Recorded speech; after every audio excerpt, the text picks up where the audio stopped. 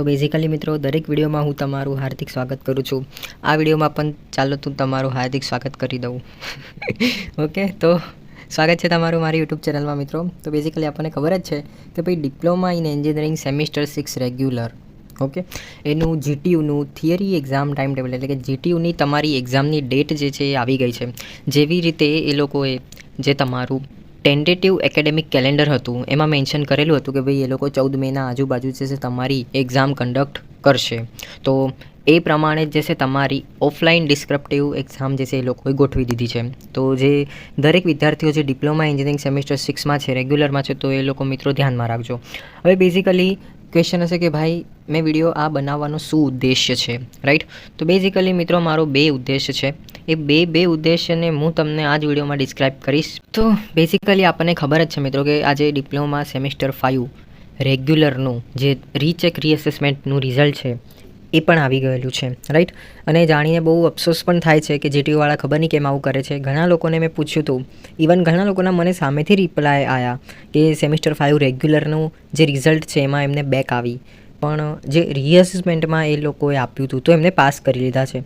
તો I don't know GTU કેમ આવું કરે છે, ઓકે, બટ ડોન્ટ વરી, તમને એના રિલેટેડ રિફંડ તો મળી જશે. અને રહી બીજી વાત કે ભાઈ ગ્રેડ ચેન્જ થયો તો એની માટે વેરી કોંગ્રેચ્યુલેશન્સ, બટ એ બધું હવે તમે ભૂલી જાઓ. હવે તમે તમારા ડિપ્લોમા સેમિસ્ટર 6ની જે એક્ઝામ છે જે તમારી 14 મેના રોજ તમારે સ્ટાર્ટિંગ થવાની છે, તો એની માટે પ્રિપેરેશન્સ ચાલુ કરી દો. ઓકે, જોવા જઈએ તો મિત્રો આજની 19 એપ્રિલ તો થઈ ગઈ છે. ઓકે, તમારી જોડે જોવા જઈએ તો 20 દિવસ સમથિંગ ટાઈમ છે. ઓકે, આઈ થિંક 20+ ટાઈમ છે. તો આટલા 20 દિવસનો જે તમારી જોડે સમયગાળો છે એને કંઈક તમે આ રીતે ડિસ્ટ્રીબ્યુટ કરો. તો બેઝિકલી મિત્રો હું તમને એક સિમ્પલ એવી સ્ટ્રેટેજી બતાવવાનો છું જેનો તમે ઉપયોગ કરીને તમારી જે સેમિસ્ટર 6ની એક્ઝામમાં તમે સારા એવા સ્કોર લાવી શકો છો. તો DDCETની એક્ઝામમાં તમે લોકોએ પ્રિપેરેશન ફૂલ કરેલી છે, બટ તમારે એક વસ્તુનું પણ ધ્યાન રાખવું છે. જો તમે 6 સેમમાં અગર ફેલ થઈ ગયા, ઓકે, 6 સેમમાં જો તમે ફેલ થઈ ગયા તો એનો કંઈ અર્થ નથી. જો તમે DDCETમાં બી અગર રેન્ક 1 લાયા હો તો એનો કંઈ અર્થ નથી રહેતો, કેમ કે તમે સેમિસ્ટર 6 જે છે તમારું ક્લિયર નથી કર્યું. That's why. એટલે મને એવું લાગ્યું કે હું આ વિડીયો દ્વારા તમને જસ્ટ થોડું એવું ગાઈડન્સ કરું, તમારે કઈ વસ્તુમાં ધ્યાન રાખવાનું છે વગેરે વગેરે. તો બેઝિકલી અગર હું મિત્રો કોઈ મિકેનિકલ એન્જિનિયરિંગનો વિદ્યાર્થી છે તો એની માટે તો આ વિડીયો બહુ હેલ્પફુલ થવાનો છે, કારણ કે હું જે એક્ઝામ્પલ લેવાનો છું એ મિકેનિકલ એન્જિનિયરિંગના જે ડિપ્લોમા સેમિસ્ટર 6ના વિદ્યાર્થીઓ છે. તો ઓલમોસ્ટ 14 મે બી કદાચ બધાની 14 મેના રોજથી જ સ્ટાર્ટ થાય છે.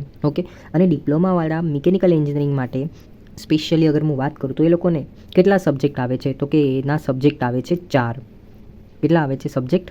4 સબ્જેક્ટ આવે છે. અને ઓલમોસ્ટ આ ચારેય સબ્જેક્ટનું અગર હું કોમ્બિનેશન કરું, જેમ કે તમારો 4 સબ્જેક્ટમાં અગર સૌથી પહેલાં હું વાત કરું તો આવે છે industrial engineering and management. Okay, તો આમાં મેં જેવું એનાલિસિસ કરું જીટીયુના સિલેબસ પ્રમાણે કેટલા આપેલા છે? 5 ચેપ્ટર આપેલા છે. એવી જ રીતે હું બીજો સબ્જેક્ટની વાત કરું એ છે કેડકેમ, બરાબર? તો કેડકેમમાં તમને કેટલા? 6 ચેપ્ટર્સ આપ્યા છે એઝ પર જીટીયુ સિલેબસ. ત્રીજું તમારે ડીએમઈ, જે થોડો એવો હાર્ડ સબ્જેક્ટ છે. તમે મહેનત કરજો સિરિયસલી. મેં આઈ નો કે તમારી DDCETની એક્ઝામ હતી તો એ ટાઈમે ઘણા એવા છોકરાઓએ મિડ સેમમાં એટલું બધું કોન્સન્ટ્રેટ નથી કર્યું, રાઈટ? જેવા માર્ક આવે તેવા એવું લેટ ગો કર્યું છે. તો ડોન્ટ વરી, હું જાણી શકું છું કેમ કે તમે તમારો ફ્યુચરનો એવો ઓપ્શન સિલેક્ટ કરવા માટે તમે તમારું પ્રેઝન્ટને થોડું ડિસબેલેન્સ કર્યું છે. ડોન્ટ વરી, બટ તમે અત્યારે મેઇન તમારું ફોકસ અત્યારે એટલું જ રાખો કે મારે 6 સેમ જે છે હવે ક્લિયર કરવાનું છે, રાઈટ? બેકલોગ તો બિલકુલ આવી જ ના જોઈએ, બસ મારે ક્લિયર કરવાનું છે. તો આજે હું થોડી એવી સ્ટ્રેટેજીસ તમને શેર કરીશ મિત્રો.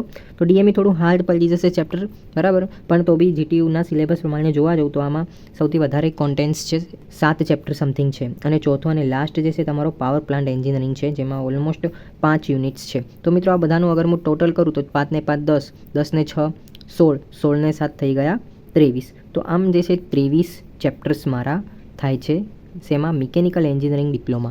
જો કોઈ એવો સ્ટુડન્ટ્સ છે જે કોમ્પ્યુટર આઈટી થાય, બરાબર, કોઈ બી ડિપાર્ટમેન્ટનો હોય, ડોન્ટ વરી, તમે પણ આવી રીતે એક ચેપ્ટરનું લિસ્ટ બનાવી દો અને તમે કાઉન્ટ કરો છેલ્લે કે તમને કેટલા ચેપ્ટર્સ છે અને તમારી જોડે કેટલા ડેઝ રિમેનિંગ છે. તો જુઓ, તો આજની તો થઈ ગઈ 19 એપ્રિલ. હું વિડીયો ક્રિએટ કરું છું 1 વાગ્યા છે અત્યારે.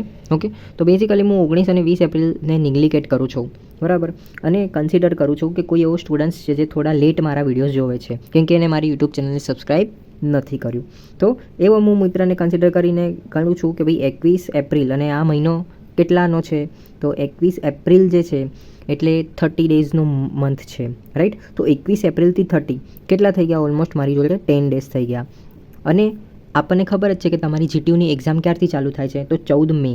ઓકે, 14 મેના રોજથી ચાલુ થાય છે. એટલે કે આના બી હું કન્સિડર કરો કે 10 દિવસ ગણી દઉં છું, 1 મેથી લઈને. તો મિત્રો આ બંનેનું ટોટલ મારી જોડે કેટલું થઈ ગયું? 20 દિવસ થઈ ગયા. ઓકે, કેટલા દિવસ થઈ ગયા? 20 દિવસ થઈ ગયા. હવે તમે બેક ટુ ધીસ ચેપ્ટર્સ કેટલા હતા આપણી જોડે? 23 ચેપ્ટર છે. તો મિત્રો બેઝિકલી અગર હું વાત કરું ને તો આ જેટલા બી સબ્જેક્ટ છે, 4 હોય કે પછી તમને 5 હોય, તો જે તમારું યુનિટ 1 હોય છે, ઓકે, સ્ટાર્ટિંગનું જે તમારું યુનિટ 1 હોય છે તો બેઝિક ઇન્ટ્રોડક્શન જ હોય છે. તો હું આ 23ના બદલામાં 20 ચેપ્ટર છે એવું હું કન્સિડર કરું અને મારી જોડે સમયગાળો છે 20 દિવસ. ઓકે, તો મિત્રો એટલું તમે કરી શકો, right. 1 chapter per day, right. 1 chapter per day આ કંઈ મોટો ટાર્ગેટ નથી. ઓકે, મે બી હું કન્સિડર કરી શકું છું કે તમે આવું અગર ડીએમઈ જેવા ડિઝાઇન ઓફ મશીન એલિમેન્ટ જો બહુ હાર્ડ એવો સબ્જેક્ટ છે, રાઈટ, પણ જે લોકો મહેનત કરે છે એની માટે તો બહુ ઇઝી જ છે.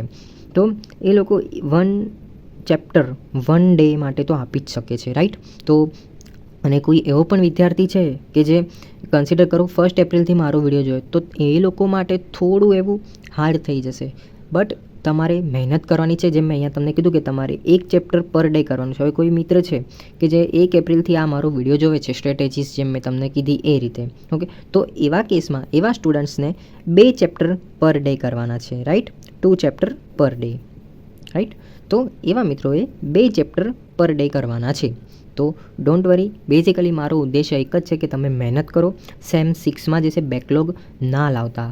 ઓકે, બેઝિકલી મેં આ વિડીયો બીજો એની માટે પણ બનાવ્યો છે કે DDCTની એક્ઝામ હતી તો તમે લોકોએ એટલું બધું મીડને કોન્સન્ટ્રેટ કર્યું નથી, રાઈટ. તો થોડું એવું હાર્ડ તમને પડી શકે છે. બટ જેમ મેં એવું ઓબ્ઝર્વ કરેલું છે કે જે ઇવન સેમિસ્ટર હોય છે, રાઈટ. ઇવન મીન્સ જેમ કે 2 સેમિસ્ટર, 4 સેમિસ્ટર, 6 સેમિસ્ટર, 8 સેમિસ્ટર, તો આ બધા એટલા બધા હાર્ડ નહીં હોતા. તમે આને ઇઝીલી થોડું એવું મહેનત કરીને, થોડી એવી સ્ટડી કરીને ઇઝીલી આને ક્લિયર કરી શકો છો, right.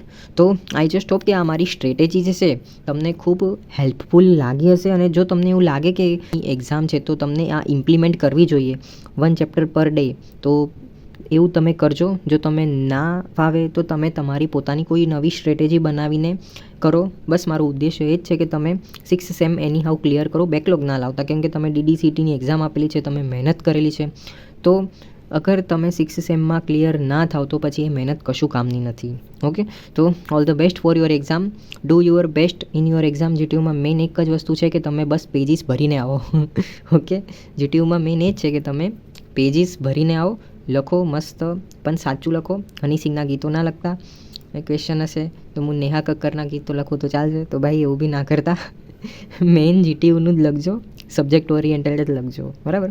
Thank you so much. જો તમે મારી યુટ્યુબ ચેનલમાં નવા છો તો સબસ્ક્રાઈબ કરી લો, લાઇક કરી દો અને તમારા મિત્રો સાથે પણ શેર કરી દો. Thank you so much.